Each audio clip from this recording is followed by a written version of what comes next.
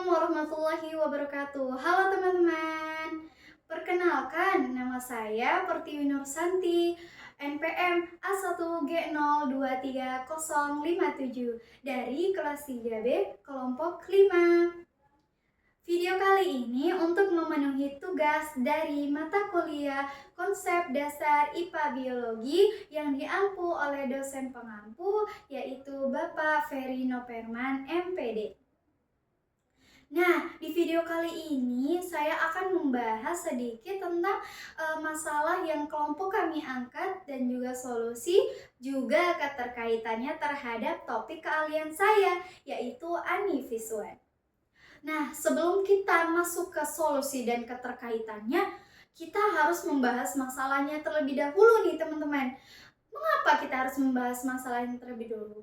Karena bagaimana kita akan mendapatkan solusi jikalau masalahnya saja kita tidak ketahui. Maka dari itu kita akan membahas masalahnya terlebih dahulu.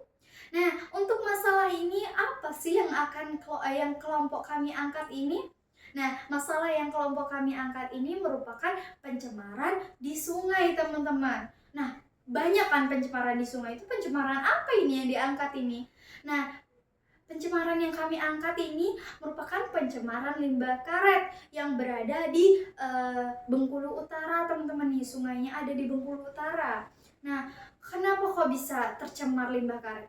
Karena sungai tersebut itu melintasi salah satu PT Batanghari, salah satu PT yang dinamakan PT Batanghari, yang dimana PT tersebut itu mengelola karet. Jadi teman-teman, jadi limbahnya itu mengalir ke sungai dan tercemar seperti itu. Nah, dari pencemaran limbah tersebut pastinya di dalamnya itu ada banyak sekali ini ya teman-teman, zat berbahaya. Nah, apa aja zat berbahaya itu ya teman-teman? Nah, zat berbahaya itu ada BOD, BOC, amonia, nitrogen, dan juga zat padat teresorpsi. Wah, banyak sekali ya teman-teman. Ada 5 nih di sini. Nah, ini zat kelima ini merupakan zat berbahaya teman-teman. Itu akan mengganggu di sekitar sungai tersebut, bahkan di sungainya itu tersebut. Sangat berpengaruh ya teman-teman.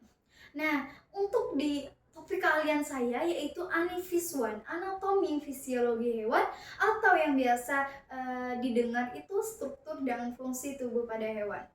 Nah, sebelum kita masuk dalam mengaitkan masalah tersebut dengan materi topik keahlian saya nih teman-teman, kita harus mengenal dulu apa sih anatomi fisiologi hewan atau biasa disebut anivisuan itu.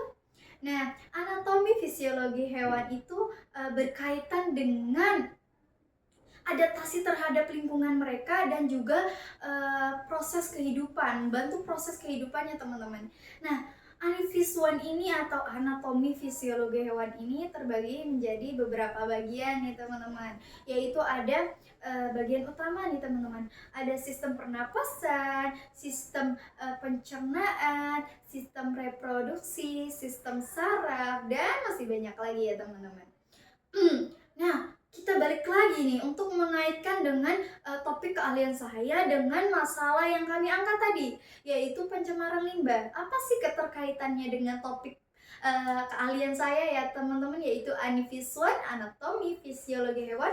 Nah, keterkaitannya itu dalam sistem pernafasan teman-teman. Nah, kita ambil satu contoh nih untuk ikan ya teman-teman. Ikan kan hidup di air, dia bernafas menggunakan ingisan. Nah, dengan adanya zat-zat berbahaya tersebut akan mengganggu sistem pernapasan pada ikan, karena ikan itu akan terganggu dalam menyerap udara yang ada di air teman-teman. Nah, jadi sangat berbahaya bagi hewan ya teman-teman. Nah, udah nih keterkaitan dengan topik keahlian saya. Sekarang kita akan membahas penyebab kenapa adanya munculnya masalah ini ya teman-teman. Pastinya bertanya-tanya, kenapa kok bisa ada limbah karet yang dibuang gitu ya teman-teman. Dan di dalamnya juga terkandung zat berbahaya nih. Nah, penyebabnya itu ada banyak teman-teman, yaitu sedikit ya saya jelaskan, itu mungkin dengan adanya fasilitas yang kurang memenuhi dalam mengelola limbah yang dibuang. Jikalau fasilitasnya memenuhi kan limbahnya jadi tidak terlalu berbahaya, zat-zatnya dapat terurai. Tapi jikalau fasilitasnya itu kurang dalam mengelola limbah tersebut, maka juga zat yang dibuang oleh oleh pabrik tersebut juga mengandung zat-zat berbahaya, teman. Dan juga ada juga ini permintaan yang meningkat dari konsumen. Kenapa sih permintaannya jadi meningkat? Nah, karena itu adanya mereka yang menggunakan bahan karet itu dibuang saja gitu. Jadi masih bisa dipakai tetapi sudah dibuang, jadi harus beli baru. Nah, itu juga mempengaruhi ya, termasuk penyebab dari munculnya masalah tersebut. Oke, selesai ini masalahnya ya kan, penyebab dari masalahnya. Sekarang solusi biar biar masalah tersebut bisa ditangani ya teman-teman. Nah, solusi yang kami ambil di sini yaitu penanaman eceng gondok. Nah, pasti teman-teman pada tahu kan eceng gondok itu apa? Eceng gondok itu merupakan tanaman air, teman-teman. Kenapa sih harus eceng gondok gitu ya? Nah, kenapa harus eceng gondok? Karena eceng gondok ini merupakan tanaman air yang dapat menyerap zat-zat berbahaya. Jadi itu dapat membantu untuk mengurangi zat berbahaya yang ada di sungai tersebut. Nah, udah nih solusinya apa kan?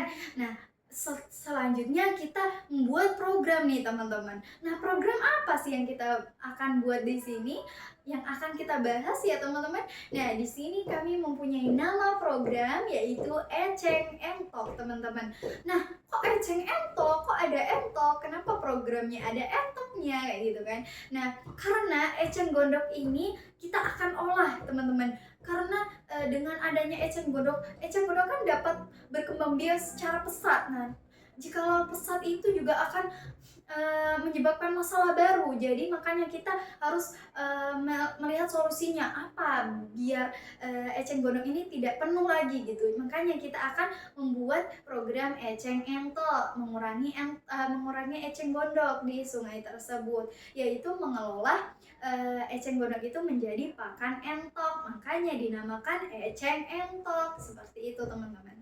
Nah, keterkaitan dengan program yang kami buat dengan materi keahlian seperti kimia kehidupan, genetika, anifiswan, anifisman, anifistum tuh apa sih kayak gitu. Yang pertama nih kita kaitkan dengan kimia kehidupan. Nah, kimia kehidupan ini berkaitan dengan prosesnya teman-teman. Nah, di dalam eceng gondok itu terdapat yang namanya zat-zat yang sulit untuk dicerna oleh entok itu sendiri. Maksudnya sulit untuk langsung dicerna. Jadi harus diproses dulu. Nah, proses di sini menggunakan fermentasi. Nah, kimia ini sangat berperan penting dalam fermentasi tersebut, teman-teman. Nah, yang kedua ada genetika nih, teman-teman. Nah, berkaitan dengan genetika ini, nah, di dalam fermentasi itu terdapat mikroba, teman-teman. Nah, mikroba ini didapat dari rekayasa genetika. Nah, makanya itu, jikalau tidak ada keterkaitan dengan genetika, bagaimana kita akan melakukan fermentasi tersebut? Jadi saling berkaitan ya, teman-teman. Nah, selanjutnya itu ada anifistum. Nah, ini bagian utama dari program kita, teman-teman, yaitu tumbuhannya. Apa sih yang akan kita proses ini kan? Nah, itu eceng gondoknya. Jadi, jikalau tidak ada eceng gondok, bagaimana kita akan membuat pakan entok itu? Seperti itu, teman-teman. Nah, untuk yang selanjutnya itu ada anifisman. Nah, manusia, teman-teman. Nah, manusia di sini sangat berperan penting. Jikalau tidak ada manusia, siapa yang akan mengolah eceng gondok itu menjadi pakan entok kan? Bagaimana pemikiran ini bisa ada jikalau tidak ada manusia? Nah, seperti itu. Nah, yang terakhir yaitu ada anifiswan. Nah, anifiswan di sini itu berperan pada hasilnya, teman-teman. Kalau nggak ada entoknya, teman-teman, bagaimana pakan itu akan dikasih ke siapa kalau nggak ada entoknya kan? Jadi untuk semuanya itu sangat berkaitan ya, teman-teman. Nah, udah nih kaitannya dari materi per materi topik keahlian yang berbeda-beda, itu sangat berkaitan. Jadi, jikalau tidak ada genetika, kita juga tidak bisa melakukan fermentasi yang berkaitan dengan kimia kehidupan. Jika tidak ada manusia, siapa yang akan membuat makanan itu? Jika tidak ada tumbuhannya, bagaimana kita akan membuat membuat pakan tersebut? Jika tidak ada entoknya, bagaimana pakan itu akan diberi ke siapa? Masa ke manusia ya, teman-teman. Nah, selanjutnya itu yang terakhir yaitu ada di sini kita buat website nih, teman-teman. Nah, di dalam website ini kita menjelaskan di dalamnya itu banyak sekali seperti pengenalan apa itu eceng gondok, apa itu program eceng entok ini. Kenapa kita mengambil eceng entok ini, mengambil program eceng entok ini? Nah, juga ada deskripsi programnya, teman-teman. Ada alat dan bahan dan cara membuatnya, teman-teman. Nah, jikalau teman-teman itu bingung, maka kita harus melihat bagaimana cara pembuatannya gitu, teman-teman. Baik, mungkin sekian dari saya. Nah, ini merupakan sekian dari saya ya, teman-teman. Wassalamualaikum warahmatullahi wabarakatuh.